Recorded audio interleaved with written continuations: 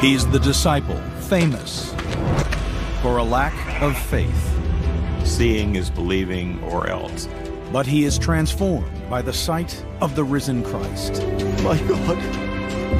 A convinced skeptic is the strongest kind of believer. An ancient tradition claims Jesus sends him on a terrifying journey to the ends of the earth. He is martyred, his relics scattered. But did the most reluctant apostle triumph over fear? To take the word of Jesus from the Holy Land to India.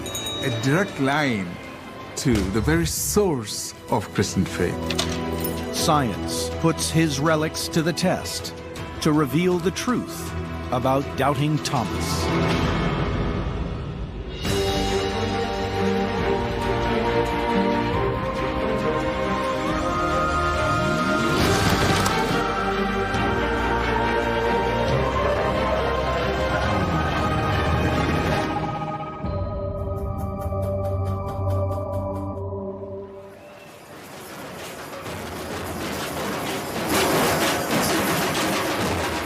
A holy festival in the South Indian state of Kerala.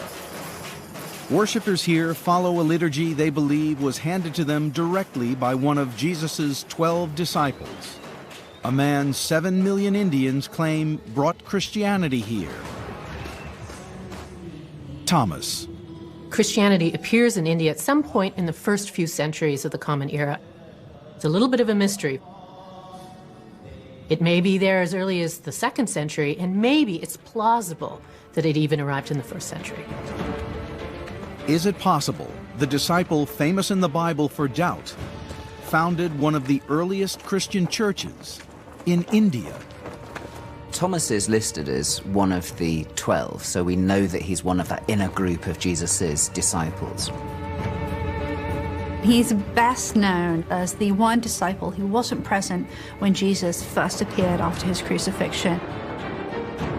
Thomas vanishes from the New Testament after the resurrection. But an ancient text and recent archaeological documents may reveal what happened to him. There are early indications, even before the Middle Ages, that Christianity had somehow, some way, come to India. So one could say, why not by Thomas? In Bari Cathedral in Italy is a relic believed to have been venerated for over 1,700 years across the Christian world. It's said to be the arm that touched the resurrected Jesus, the arm of St. Thomas. So if the relics of St. Thomas were found to be from the 1st century, that'd be incredibly exciting. Could this relic date to the time of Jesus and help solve the mystery of what happened to the disciple famous for his doubt?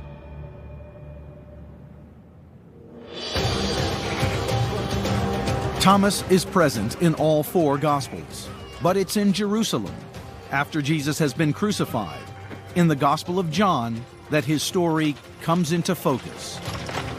It's difficult to understand the trauma of the disciples at the arrest and eventual crucifixion of Jesus.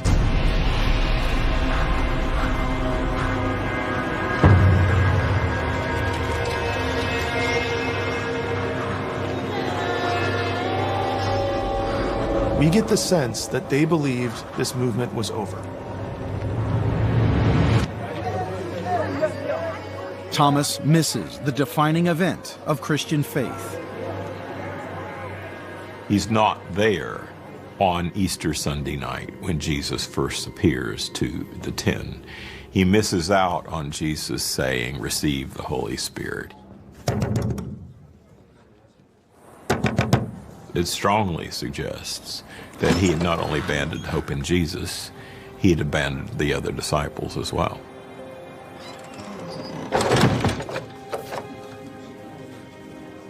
Where were you? Away.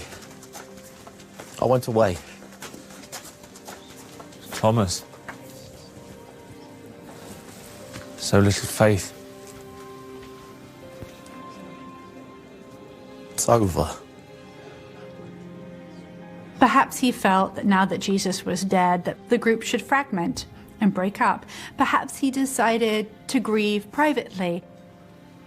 We have seen him. He was here, in this room. No. We have seen him with our own eyes. And I saw him crucified, dead and buried. It was hard for him to believe that something good could have come from the terrible crucifixion.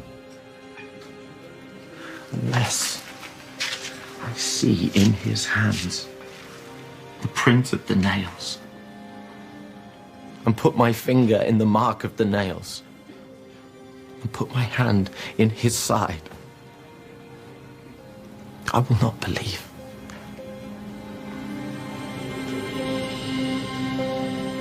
It's really interesting that Thomas doubts. He's straightforward, no nonsense, and this seems a little far-fetched, so in order to believe that Jesus was resurrected, he's got to see it for himself, or he's just, his constitution won't allow him to accept it. So, fast forward to the next recorded meeting of all the disciples, the 11, in the upper room, still behind locked doors. This is my body. This is my body. This is my blood.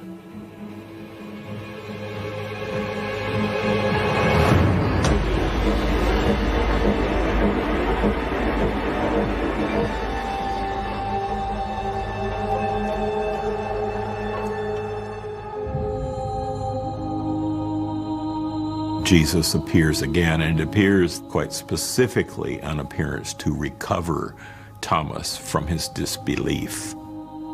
Put your finger here. See my hands. Reach out your hand and put it in my side. Stop doubting and believe. My Lord. My God. Thomas's proclamation in front of the risen Christ, "My Lord and my God," is one of the most important Christian confessions of faith. It's the only place in the New Testament where Christ is called God. That, I think, is incredibly significant. Because you have now seen me, you believe. Blessed are those who have not seen me, yet still believe. This is the only appearance to a specific disciple for the purpose of instructing someone in particular. Jesus has appeared so that Thomas will know that he is really resurrected from the dead. Then in the Gospels, Thomas disappears. Is it possible he undertook an epic journey of more than 3,000 miles to bring the Christian faith to India?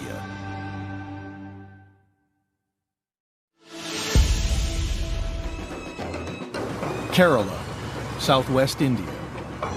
Every year, members of an ancient Christian sect gather at the Mar Thoma shrine. They celebrate the most significant event in the history of their church: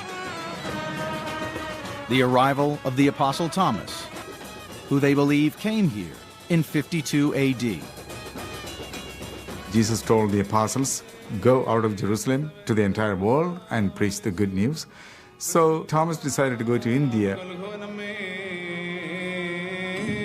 Is it possible the disciple famous for his lack of faith brought a form of Christianity here, nearly 2,000 years ago?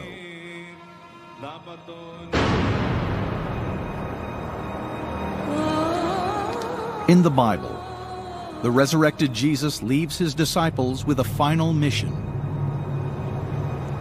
Go and make disciples of all nations, baptizing them in the name of the Father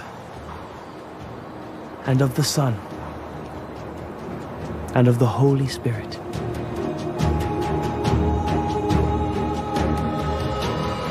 Well, apostle means to be sent, and after the resurrection, Christ commissions them to go to the ends of the earth, to proclaim the good news, to proclaim his resurrection. And it's a lifetime mission for them, and some of them literally did go to the ends of the earth to do so. But there is little in the Acts of the Apostles about what happens next. The Acts of the Apostles is badly misnamed. Most of the 12 disappear off the landscape of early Christianity once we get past the Gospels. Thomas simply vanishes from the pages of the New Testament. But there is another account of the life of Thomas that picks up where the Bible narrative stops. Dr. Nicola Denzi Lewis has come to the British Library, where there is a rare copy of an ancient book, the Acts of Thomas. This text is written in Syriac, and that's significant because it's very closely related to Aramaic, and Aramaic is the language which Jesus spoke with his disciples.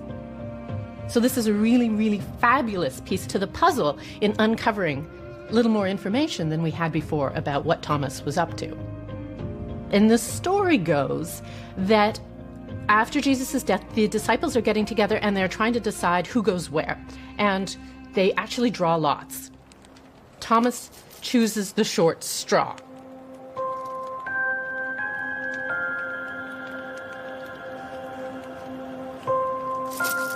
The disciples believed drawing lots would allow God to decide where they should go to spread the word.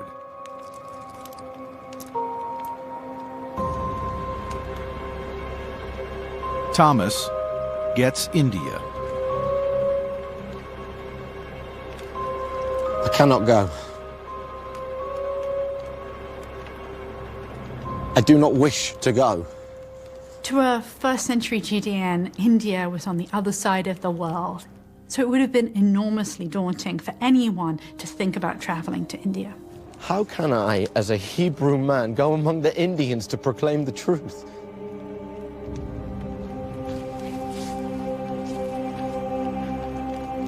The lots are drawn. We have a human moment.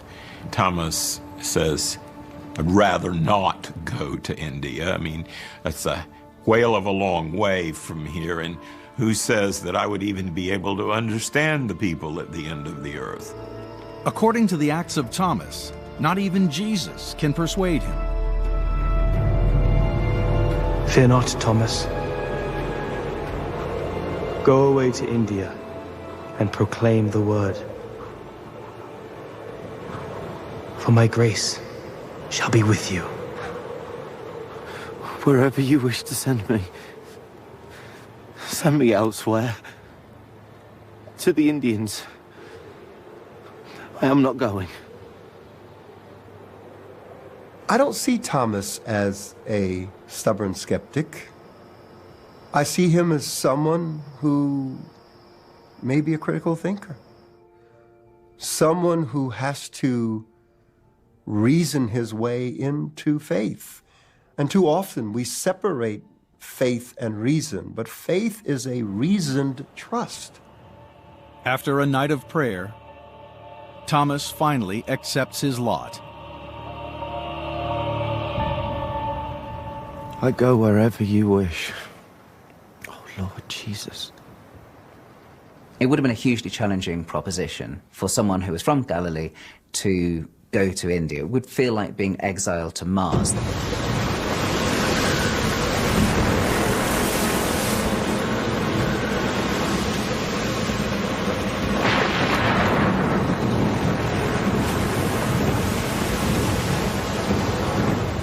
The Acts of Thomas narrates Thomas's journey from Jerusalem to India by boat. He lands in the southwest corner of coastal India, what is today Kerala.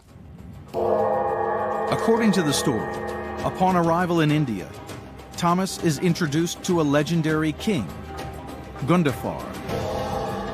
It's a fantastic tale, but could it be true? The Acts of Thomas is written over a century after books like the canonical Gospels that we find in the New Testament. They're stories that are speculations by later Christians about the Apostle Thomas. What's problematic about the tradition of Thomas reaching India is that we don't have 1st and 2nd century texts corroborating it. But a recent archaeological discovery provides evidence that Thomas's journey to India was possible. And parts of the Acts themselves may be rooted in history.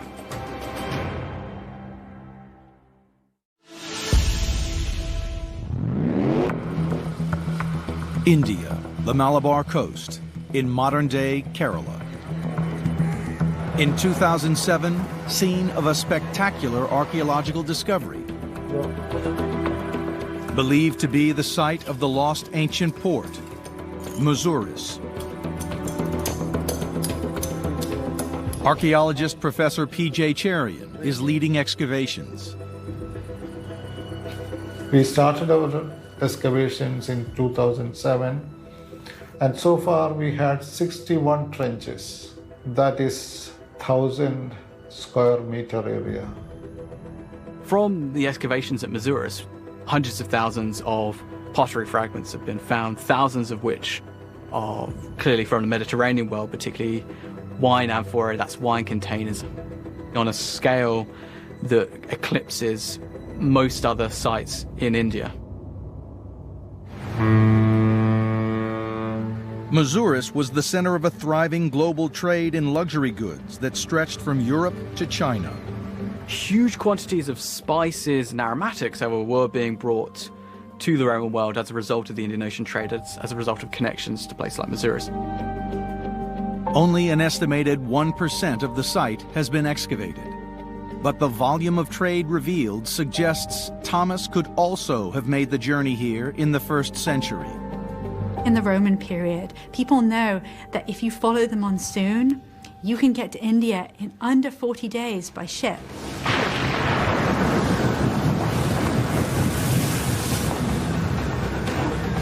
It would have been very hard. But it was certainly possible that Thomas could have gone to India, and if Jesus' message is to preach his good news to the ends of the world, then India would have been on that list.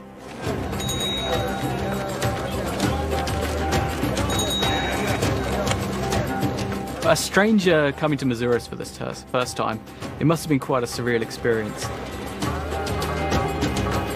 He would have encountered all kinds of people and languages and flavors and smells that he had never seen before, and gods he had never even heard of. You've got a variety of different religious sects. These include Brahmins, who are essentially early Hindus, you've got Jains, and you also have Buddhists. A first point of contact for Thomas might have been Jewish traders who spoke his language and shared his faith. Because this was the center of spice trade, the Jewish community settled there, and there's a Jewish town in Kochi even today. An ancient Jewish enclave still exists in the nearby port city of Kochi. Could this community of exiles have been where Thomas started his mission to bring the teachings of Jesus to India? We know that there were, in fact, Jewish communities there in India, and that part of India was part of the trade networks early on for the 1st century. One of the important strands of Thomas's work is the fact that he did come to minister to the Jewish community. This is my body. This is my body. Because as a Jew himself, he felt that he is bringing this new way of relating with God. I think Thomas would make the perfect apostle because he represents someone that had to go through a process in order to get to the place of believing. And I think that he represents many people. In the Acts, one of Thomas's first encounters is with an Indian ruler, King Gundafar. Thomas instructs the king and his brother in the Christian liturgy and Eucharist. For years, King Gundafar was regarded as a mythical figure. But a surprising discovery in the 19th century saw the Acts of Thomas cast in a new light. It appeared to provide some degree of verification for a key detail in the Acts of Thomas. So it made people think, well, maybe the book isn't quite as legendary as we thought it was. Dr. Nicola Denzi-Lewis is at the British Museum in London to see a 2,000-year-old coin that could connect Thomas to India. This is the silver tetradrachm of Gondophares. It's heavy. It depicts the king riding on horseback, and around the edge, the legend is written in Greek. Gondopharu. And so where did this coin come from? These coins are found in Pakistan, and Gondophares was the first and most important of the kings that ruled in that area. Do we know anything else about this figure, about this ruler? Yes, we do. We know when he ruled, about 60 AD. That aligns pretty nicely with the time in which Thomas, as an apostle, would have been doing his missionizing activity in India. So to be able to find a real historical object and say, this is interesting, this has a name on it that actually is the same as in this text, it makes that legendary text look a little bit more historical, a little bit more real, a little bit more reliable. And that's a very exciting moment for us. The discovery of coins of King Gondophares in the 19th century added a completely different element into the mix. This proves that there are some historical elements in the Acts of Thomas. It's not all fantasy. Can the testing of his relics add scientific proof to the tradition that Thomas brought the teachings of Jesus to India nearly 2,000 years ago?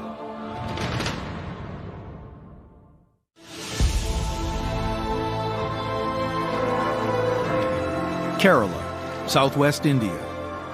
Around 7 million Christians here trace their faith directly to the apostle famous for his doubt.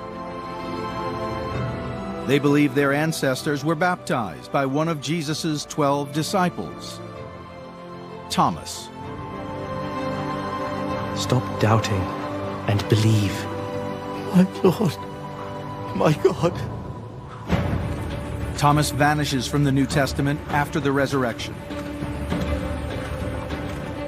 But his story is taken up by a 3rd century epic narrative, the Acts of Thomas. Now it seems that the Acts of Thomas preserves at least some historically accurate information. But the Acts of Thomas is not the only account of his mission to India.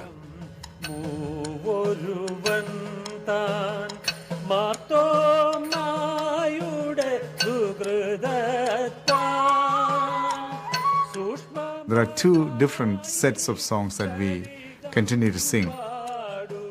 One is called the Ramban Part, Song of the Ramban, which narrates the activities of St. Thomas, his missionary activities in Kerala. And the other is Margam Kali, Dance of the Way, which is still being danced in Kerala. It seems extraordinary and maybe even unlikely to us that a song could survive for 2,000 years.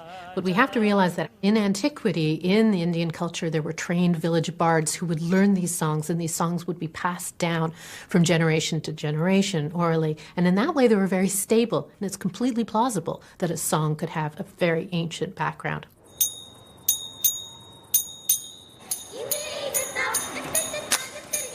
St. Thomas Christians in Kerala also maintain an ancient dance tradition. The songs tell us that the apostle was well received wherever he went. People welcomed him and received his message and accepted the baptism from the apostle, and Christian communities grew. The songs about Thomas, it was about the works of Thomas and how he was, as an individual and as a disciple of Jesus, was able to actually live that message of Jesus in a different country. The songs describe Thomas founding 7 churches and baptizing 17,000 converts. missionary work common to the Acts. What is fascinating about this is the song seems to preserve a tradition that makes sense when we compare it to the way that Christianity spread in other parts of the world. St. Thomas Christians to this day maintain traditions they believe to be a direct legacy of first-century Christian culture. The St. Thomas Christian churches even today follow that ancient biblical practice of men and women sitting separately and women covering their heads. Most remarkable of all, elements of the Thomas Christian liturgy are performed in the language of earliest Christianity. There are still priests in Kerala who chant the institution narrative, this is my body, this is my blood, in the Aramaic language, just the way Jesus did at the Last Supper. What's compelling about the oral tradition, about Thomas going to India, is just how similar all of the stories are. We don't often find these kinds of similar traditions in any particular region, particularly a region so far away from where Thomas started. The fact that everyone tells the same story about Thomas for 1,500 years suggests that there might be a historical kernel of truth here. According to the oral tradition, Thomas sets off from Kerala on what will be his final journey. The Acts of Thomas also says the apostle moves on.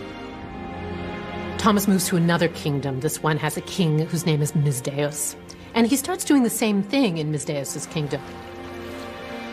He baptizes people and people start converting. And he gets himself kind of on the wrong side of politics in this way because he's converting people who are very high up within the kingdom. And they start to pull their loyalties away from the king.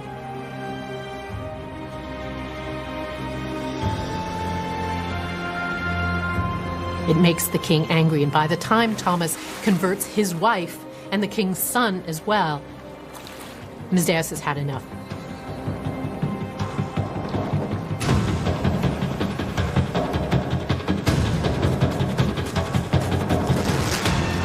The jealous king dispatches his men to capture and kill Thomas.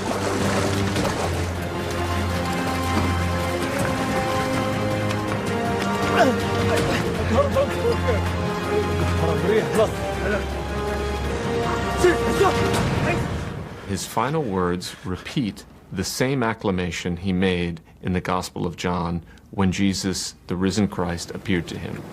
My Lord! My God! I have fulfilled the work you gave me and obeyed your every command.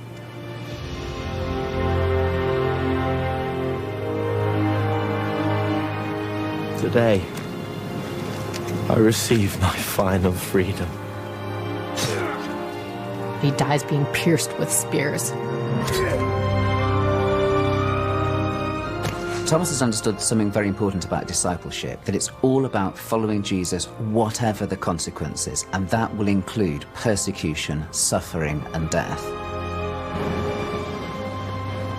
According to local tradition, in 72 AD, his body is laid to rest in Mylapore, now part of modern-day Chennai. But it will not remain there. Tradition holds that his followers took his body back to the west, to Mesopotamia, and that they lay in the city of Edessa there until the Crusades resulted in the bones being brought to Europe. Dr. George Kazan and Professor Tom Hyam from Oxford University have been granted permission to test a sample of the bone brought here in 1102 AD. By getting a date for these bones, we'll be able to work out whether or not the bones are from the 1st century AD. Could the testing of his relics provide evidence to support the belief that Thomas brought Christianity to India in the 1st century?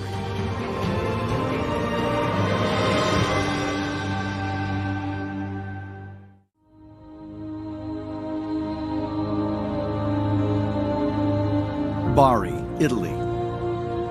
Professor Tom Hyam and Dr. George Kazan have come to test a relic believed to belong to Thomas, the disciple famous in the Bible for doubting the resurrection. and believed by 7 million Thomas Christians to have brought the teachings of Jesus to India nearly 2,000 years ago.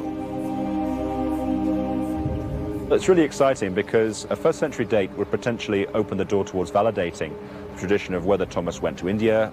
We're hoping to get a small sample to find out more about the relic. If you look closely, you can just see the relic through the window here.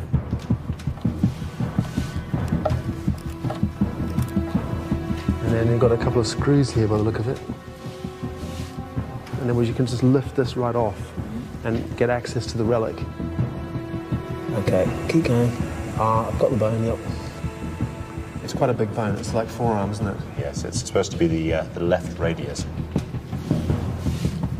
What about the surface? How's it looking to you? This could be a problem because that's got quite a lot of surface varnish or consolidation on it. We want to date the bone collagen. We don't want to date this stuff. When you have an important bone, people tend to cover it with a protecting material. Hopefully, it's just the surface that's been treated. Tom needs to extract enough organic material to provide a test sample without destroying the relic.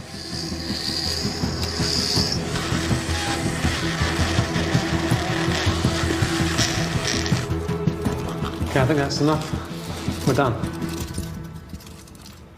By exploring aspects such as the date and the genetic origin of this relic, we might be able to begin the journey towards testing this tradition. In India, 7 million Thomas Christians believe their ancestors were baptized by Thomas after he was sent by Jesus to spread the story of the resurrection in the 1st century. His arrival in Kerala and his mission to baptize the local people are recalled and celebrated in local song and dance. But there is no surviving written record that supports the tradition.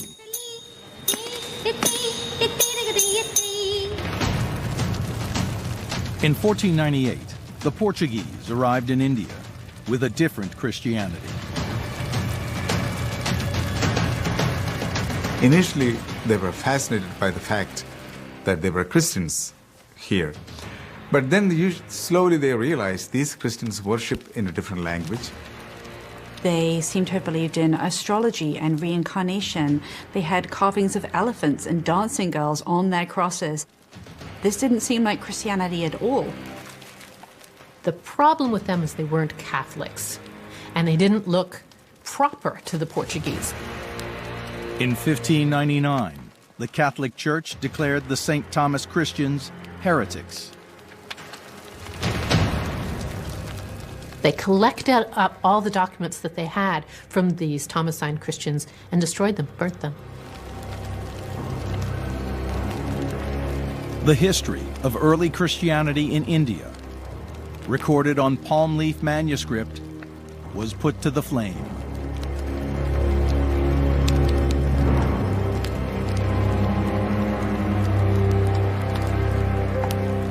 Much of the documents of the St. Thomas Christians were burnt at the time, so they were all destroyed. A team of archivists are hunting down the few surviving palm leaf records.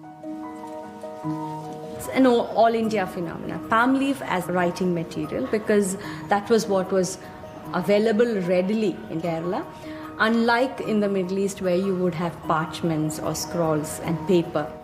Many of their inscriptions are written in Syriac, the language of many early Christians, close to Aramaic, the language spoken by Jesus and Thomas.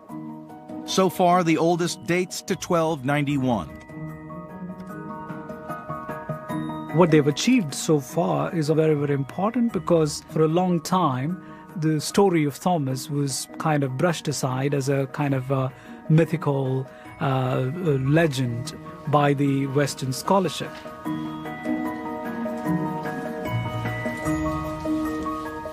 Certainly the story about Thomas going to India, even if reluctantly, from the 3rd century Acts of Thomas, is a story that suggests that sometimes we simply have to take it on faith and trust that something happened, or else there wouldn't be early indications of Christianity in India, and in fact, there are.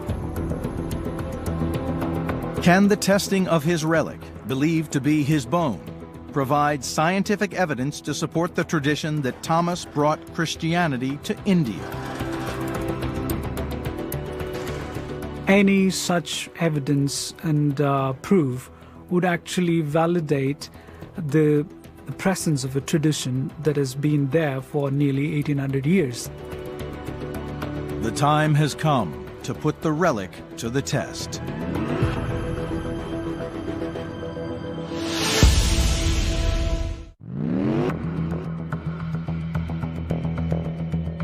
Oxford University, England.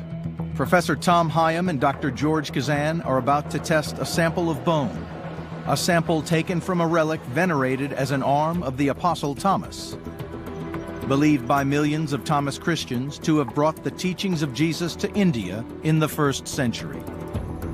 The first stage of the laboratory process is to make sure that what we're dating is the original carbon from the bone rather than the bone plus contaminations. Once the sample is clear of any form of chemical contamination, collagen is extracted from the bone. The end result is a material that looks rather like cotton wool. Finally, a mass spectrometer is used to date the bone and reveal the age of the relic. This is where the samples are coming. They're now positively, triple positively charged through here. And they're going at about 50 million miles an hour. In India, a tradition preserved in song, dance, and the Acts of Thomas tells how the apostle came here to spread the word of Jesus in the 1st century.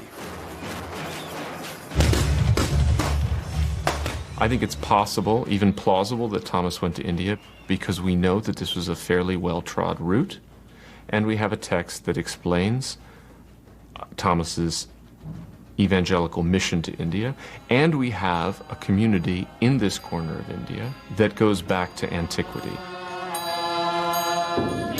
To this day, St. Thomas Christians perform parts of the liturgy in Syriac, the language of early Christianity, close to that spoken by Jesus. Indian Christians are fond of saying that it is as likely that Thomas went to India as it is that Peter went to Rome. And I think that's basically fair. But Indian Christian culture was deemed heretical by Catholic Portuguese colonists in the 16th century and violently suppressed. Can science finally provide evidence to support the Thomas tradition in India? In Oxford, England, the results are in. And this is the result right here, look. So it's between 130 and 330 AD.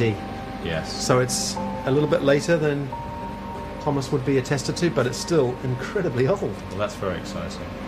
Wow. Wow, that's great. In terms of other relics that we've dated, that is one of the oldest that we've ever looked at. And they are interesting because they seem to cover the period where we find the first historical reference to his remains coming back from India. The 1,800-year-old relic does not provide evidence of Thomas in India. Do we have ancient sources that attest to their antiquity all the way to the 1st century? No. But we don't have that kind of evidence for Christian presence anywhere. Here I feel a little bit like the doubting Thomas myself. Just because we have bones in a body, do we know that that was really Thomas's? We don't. At a certain point, it's a question of faith and it's a question of personal opinion.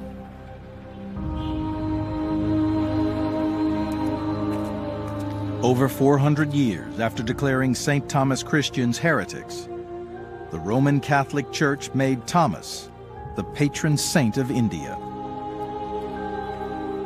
In 1986, Pope John Paul II visits India and holds an audience in Mylapore at the shrine dedicated to the martyrdom of St. Thomas. In terms of history of Christianity in India, I think That declaration of Thomas as the patron saint of India gave a recognition to the long history or long-held history of Thomas Christians. The story of St. Thomas in the Gospel is a story of the importance of faith, reason, and doubt. Doubt and faith are two sides of the same coin. My Lord. My God.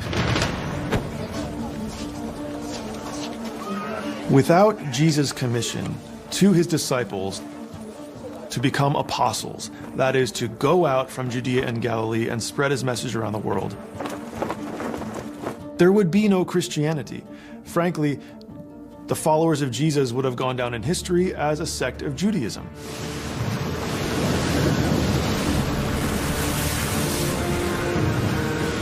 It's one of the great ironies of the way we talk about Thomas that we call him Doubting Thomas, when actually we should call him Faithful Thomas, because what's happened is he's gone on his journey, and in the end, he makes the right decision. He comes to faith. My Lord. My God.